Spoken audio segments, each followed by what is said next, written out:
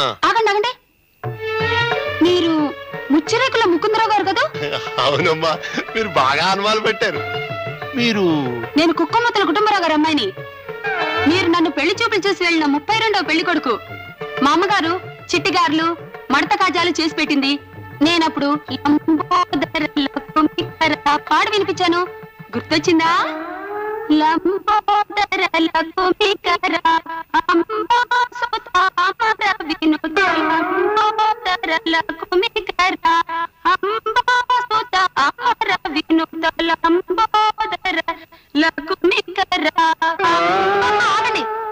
లోపలికి వెళ్తారేమిటి?